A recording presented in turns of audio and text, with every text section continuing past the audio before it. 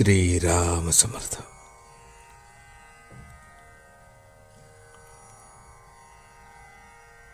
रिकामा वेळ सगळा भगवंताकडे लावावा.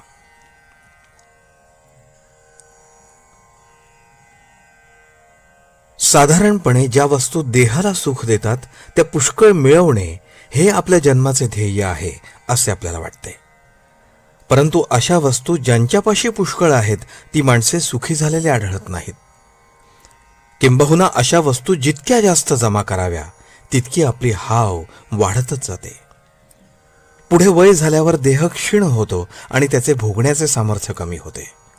मग वस्तू असून देखील मनाची तळमळ कायम राहते.